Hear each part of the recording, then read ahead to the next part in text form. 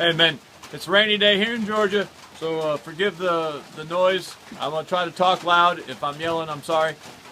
So this is the next video in our Man Up series. It wasn't well. Anyway, we'll just deal with it. So if you watched the first Man Up introductory video, you know, one of the first things that caught my attention was the precipitous drop in testosterone in American men and Western men in general. 1% a year over 30 years for a 30% drop. Seems staggering. You guys had a lot of ideas, a lot of good ideas, a lot of things I'm still looking into. One of them was BPAs, the plastics, can have some sort of effect on testosterone. Soy is a big one, and we've all heard the soy boy insult and kind of chuckled at it, but there's some truth behind the soy thing too. What were some of the other ones? One of the ones I hadn't really thought of before but made a lot of sense was the insane amount of birth control pills and hormones and stuff that get introduced into the water system, which to me seems to be extremely important topic. What were some of the other ones? There was lots of guys mentioned vaccines. And what else? Those are the big ones. So I started doing some digging, and as usual, there's truth to all of those, and we're gonna dig into all of them and see how much truth there is to them. But I found an article, and I'm not sure how old it was. It was from The Art of Manliness, and it's actually a guy I've kind of followed on and off for a long time. He's got a podcast and a website, and I don't remember, his name is Brett, I think, but I don't remember his last name. And I don't always agree with everything he says, but he's at least talking about, he accepts that there's a thing such as manliness, and it's desirable, and it should be encouraged. So, right off the bat, he's at least on the right side of the topic. He had an article that kind of reinforced something that I should have known going in, but I didn't, or didn't occur to me. As men, and especially American men and Western men, whatever, we have a lot of enemies, but we don't have a lot of rivals. So there's a lot of little fish nibbling at us, but most of the time our biggest enemy is ourselves.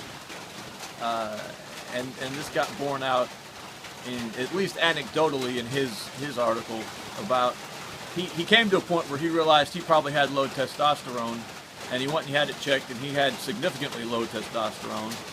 And before he started taking treatments and therapies, he decided to see what he could do about his lifestyle to change his testosterone. And he didn't do anything crazy, but he did take some drastic lifestyle steps, really focused on his diet, focused on rest, and started having more sex. Diet, rest, sex, and I think maybe that was the main things he did. And it is exercise, and he started some exercise, getting some physical activity. His diet, I didn't read all of it, but mainly what he focused on was cutting out processed foods, where a lot of that soy is, and it has a lot of contact with those BPA plastics. Man, processed foods check a lot of the boxes for this bad stuff. But he tried to eat a lot of man food, high fat, kind of high protein, red meat type stuff. And in 90 days, he more than doubled his testosterone levels. So we're going to look into all the stuff, all the external factors, but as usually happens with us men, if we just stand up and start taking some action for ourselves, usually that's the vast majority of the battle. Whatever the conspiracy is, whatever Agenda 21 they're trying to do, how they're trying to prepare us for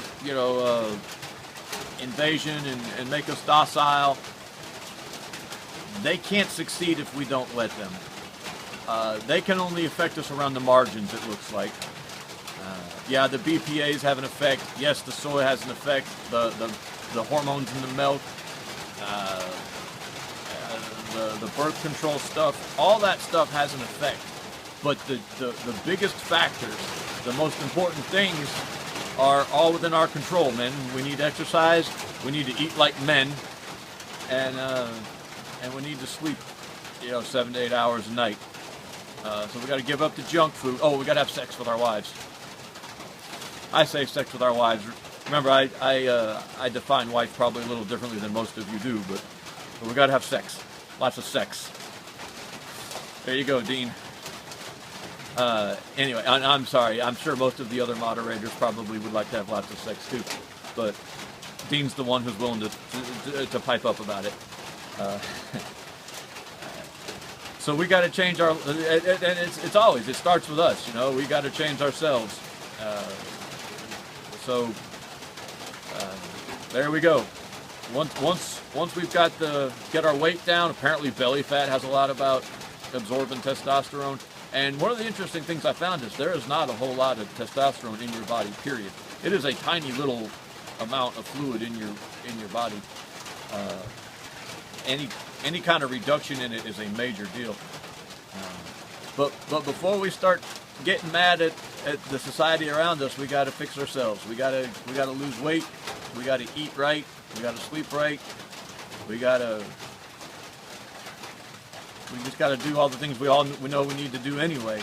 And it's not that those things are like unhealthy. They literally unman us. They reduce the things that make us men. Testosterone is one of the major differences between us and women, and it drives our masculinity and our competitiveness and our aggressiveness and our acquisitiveness and all these things that the modern culture despises, but is so necessary for society to function. We give that up when we stay up all night playing video games, eating junk food, and not going to bed and impregnating our wives, which is what, as men, we should be doing, right? Anyway, I don't know. There we go. Not an auspicious start to the testosterone conspiracy theory. There is a conspiracy out there, I have no doubt. Please don't think I'm poo-pooing this. There are forces at work that want to reduce the American male and the Western male and the Christian male or the Christ-following male. As always, that term Christian has become almost meaningless, as has the term wife, actually. Mariah and I were just talking about this a few minutes ago. But anywho, so there you go. We've got to man up. They can't defeat us. That's what it comes down to, again, all the time, that we can't be defeated. No one from out there can come in here and defeat us. The only thing that's going to happen is we're going to capitulate. We're going to surrender. We're going to give up. We're going to refuse to compete. And that I'm reminded of that every time I look into one of these things. We cannot be defeated from the outside. It's only inside is where we're going to lose. So I would like to have an action plan, right now. Say, hey, so do this, do that, do the other. You know what? If you could lose 5 pounds, I think we've talked about push-ups before. If you could do 20 push-ups a day, lose 5 pounds, maybe cut out some of the, pre-packaged foods that come in the plastics that have the BPAs that contribute to the problem. I mean, there's little things we could do around the sides here, that would help. The other thing that helps, we'll do more about this too in the future, is competitiveness. Just competing and winning. Winning helps, but competing and winning, small victories, big victories, that increases your testosterone. So there you go. I'm convinced that there's a lot of psychological things going on here too, that your testosterone is suppressed by your surroundings and what you do in your environment, your psychological environment. I believe that wholeheartedly. Success breeds success, and then what gets more, that kind of stuff. But this is the first, the warning, not the warning shot, but the kind of the first thing going in is that we're not victims, men.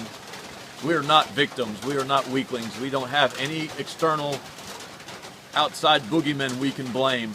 It starts right here. It starts right here. and I'm as guilty as anyone else. I'm not shaking my fingers at you. I am the same way. I love to stay up all night and watch Netflix and eat double stuffed Oreos,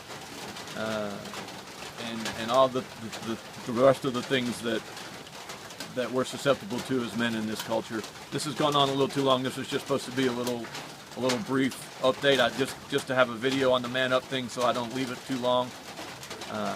But anyway, there you go, man. We appreciate you. Thank you.